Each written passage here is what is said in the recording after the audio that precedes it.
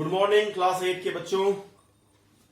आज मैं आप लोगों के लिए एक्सपोनेंट चैप्टर लेके आया हूं। आज मैं आप लोगों को एक्सपोनेंट चैप्टर के बारे में बताऊंगा।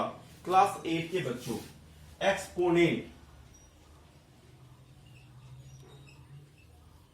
एक्सपोनेंट्स, ठीक है, इसके बारे में आज हम लोग चर्चा करेंगे। तो एक्सपोनेंट चैप्टर के बारे में, एक्सपोनेंट के बारे में आप लोग पढ़े भी होंगे, क्लास 7 में भी पढ़े होंगे, ठीक है। तो एक्सपोनेंट को हम लोग कैसे देखते हैं, जैसे आपको कोई भी दिया हुआ है नंबर, मान लीजिए a का पावर m है। इसका मतलब ये हुआ, a का पावर m मतलब ये हुआ कि अगर आपको कोई चीज का पावर है, मान लीजिए 5 का पावर 4 है, इस टाइप से दिया हुआ है, तो यहां पे a क्या है? a है आपका बेस। a क्या है? आपका बेस है। a क्या है? बेस है। और m क्या है? m है एक्सपोनेंट। m क्या है? एक्सपोनेंट, है ना। n एक्सपोनेंट है, यानी कि इसमें 5 आपका हो गया बेस और 4 हो गया आपका एक्सपोनेंट। यानी इसको हम लोग क्या बोलते हैं? a to the power m या 5 टू द पावर 4 बोलते हैं। यानी कि 5 का पावर क्या है? 4 है, ठीक है। और इसको अगर हम लोग और भी ज्यादा इसको तोड़ सकते हैं तो a का पावर m, मान लीजिए आपका 5 का पावर 4 लिखा हुआ है, इसका मतलब ये हो जाता है कि 5 जो है आपका 4 टाइम तक क्या है? मल्टीप्लाई हो रहा है ना। इस तरह से 4 टाइम तक, यानी 5 इंटू 5 इंटू 5 इंटू 5, ठीक है। इसका मतलब यही होता है, ठीक है। तो ये हो गया आपका एक्सपोनेंट चैप्टर में। अब इसी में अगर आपका पावर नेगेटिव आ जाए तो क्या करते हैं, ये भी आप पढ़े होंगे। अगर आप 5 का पावर -4 लिखते हो तो इसका क्या हो जाएगा? तो किसी का पावर नेगेटिव ना हो उसको पॉजिटिव बनाया जाए, ठीक है। तो पावर नेगेटिव ना हो और उसको पॉजिटिव बनाने के लिए क्या करेंगे? तो उसको करते हैं क्या? उसका रेसिप्रोकल टाइप लिख देते हैं। यानी कि 1/5 का पावर 4, ये इस तरह से होने पर क्या हो जाता है कि ये आपका पावर पॉजिटिव हो जाता है। यानी किसी का पावर आपको पॉजिटिव बनाना है नेगेटिव से, तो क्या करेंगे? बस उसका रेसिप्रोकल लिख देंगे। यानी कि अगर आप a का पावर -m लिखा हुआ है, इसका मतलब हुआ 1/a का पावर m, ये पावर क्या हो जाता है?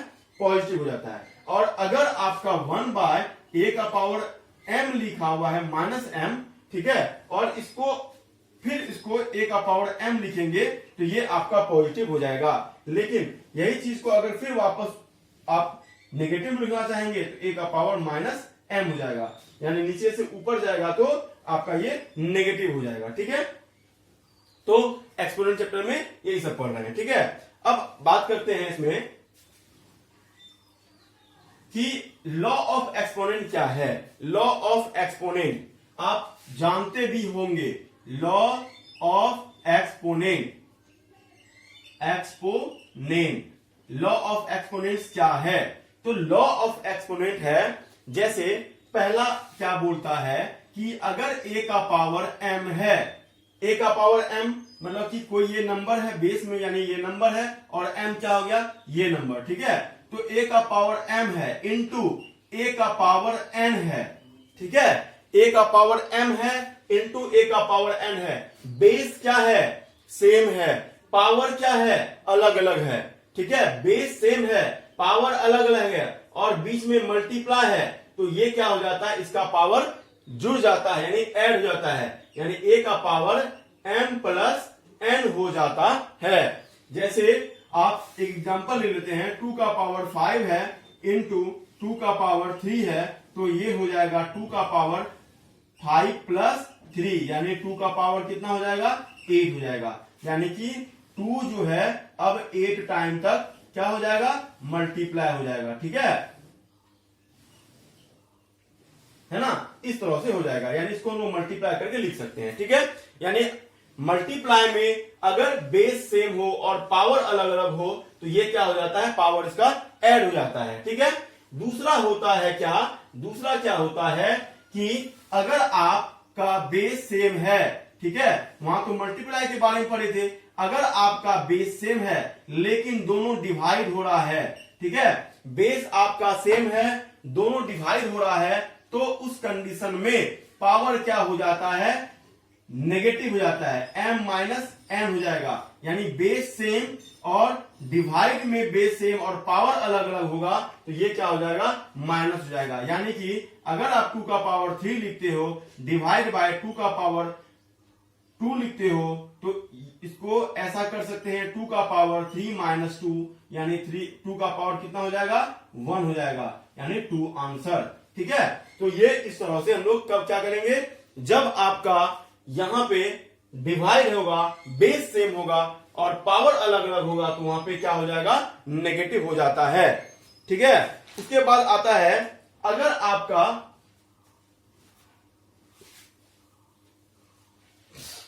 तीसरा क्या बोलता है, अगर a बाय बी है बेस, ये m है, ठीक है, और इसका पावर n कर देता है। ठीक है, इसका पावर क्या कर दिया, n कर दिया, तो ये क्या हो गया, a बाय बी का पावर m इंटू n, ये m और n क्या हो जाता है, मल्टीप्लाई हो जाता है। ठीक है, कुछ इस तरह से, यानी a बाय बी है, अगर आपका 2 बाय 3 था मान लीजिए, और यहां पे 2 है और इस पे क्या दे दिया है, 3 दे दिया है, तो 2 बाय 3 इंटू क्या हो जाएगा, यहां पे क्या हो जाएगा, 3 2 जा 6 हो जाएगा। ठीक है, आई बात समझ में, यानी यहां पे क्या हो जाएगा, मल्टीप्लाई हो जाएगा।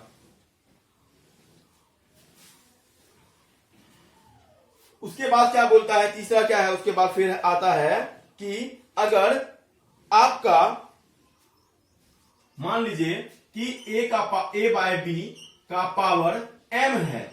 ठीक है, a बाय बी का पावर m है, या ऐसा करते हैं a by B into C by D है, इसका पावर कितना है, m दिया हुआ है, a by B into C by D का पावर m, तो इसका मतलब ये हो जाता है कि ये m जो है इसका भी पावर है और इसका भी पावर है, यानी a बाय बी का power m into C by D का पावर भी क्या हो जाएगा, m हो जाएगा। ठीक है, a बाय बी का पावर m हो जाएगा और इंटू सी बाय डी का पावर भी m हो जाएगा। ठीक है, उसके बाद नेगेटिव में क्या बताए थे आपको कि मान लीजिए अगर a बाय बी है, a बाय बी है, उसका पावर माइनस m है, तो ये क्या हो जाएगा, बस उल्टा हो जाएगा, यानी b बाय a का पावर m बन जाएगा।